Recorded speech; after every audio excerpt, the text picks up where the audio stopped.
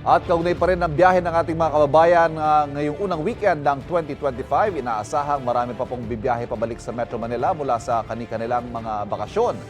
At kaugnay niyan, makakausap natin, Joselito Sino Cruz, Sport Manager ng Batangas Sport. Magandang umaga po sa inyo.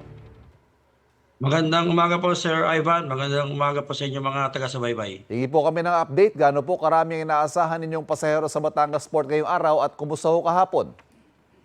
Kung pagbabasihan natin, yung po mga tumawid mula po noong December 20 Aha. hanggang December 31 ay marami pa po tayong aasahan dahil mahigit po 200,000 yon.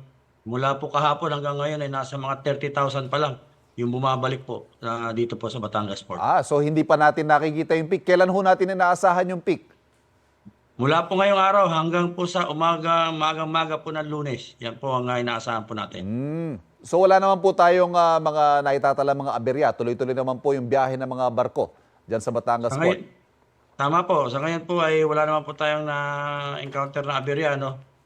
Pero kinakailangan, no, na yung po mga barko dito sa Batangas ay mapabalik natin kagad. Pabalik po ng, lalo na po dyan sa May Calapan, upang meron po masakyan yung ating mga pasahero na doon manggagaling. So far wala naman pong nasa stranded o yung nag-aantay sila ng mas matagal sa karaniwan. Negative, sir. Tuloy-tuloy po. At kahapon nga at ngayon ay nag-average po tayo. Embarking and disembarking nasa 10,000 ang dumaan po sa Batangas Port. Pero kung nabanggit nyo nga ho, mga 200,000 yung umalis, 30,000 pa lang yung bumabalik. So 100,000 pa ang inaasahan natin.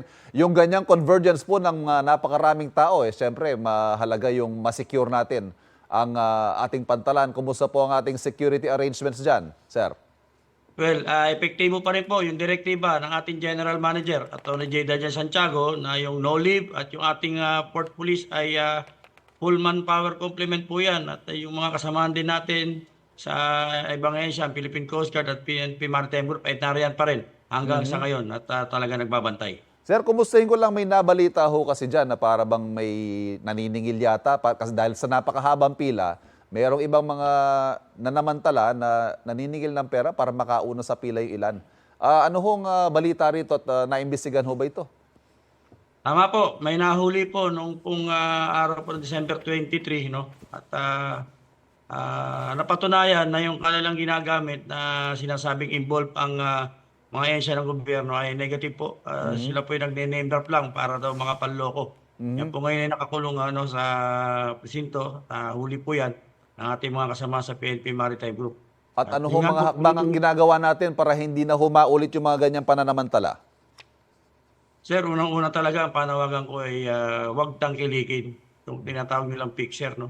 Aha. Kasi para sa atin, tingin natin ito'y usapan ng isang manloloko at isang mapanlamang. So kung walang papatol dyan, mapanlamang din sa kapwa na ubra magbayad. Wala pong di po magtutuloy-tuloy yung ganyang modus na kunwari magpapasingit. Pero sa totoo lang, kaya nagreklamo, hindi natuloy. Hindi natupag pangako na makakasingit sila. Well said, well said. Baka may panghuling mensahe ho kayo sa mga kababayan nating bibiyahe pa lang. Go ahead, sir. Ganun pa rin po, disiplina sa pila, may pila po tayo, may sistema tayo pinatutupad sa pantalan, sumunod lamang po tayo upang maging matiwasay, maluwal ang ating pagdaan po sa Batangas Port. Safe travel sa ating mga kababayan dyan sa Batangas Port. Maraming salamat po sa inyo, Ginoong Joselito Sino Cruz, Port Manager ng Batangas Maraming salamat Port. po, magandang umaga po. Kapuso, huwag magpapahuli sa latest news and updates. Mag-iuna ka sa balita at mag-subscribe sa YouTube channel ng GMA Integrated News.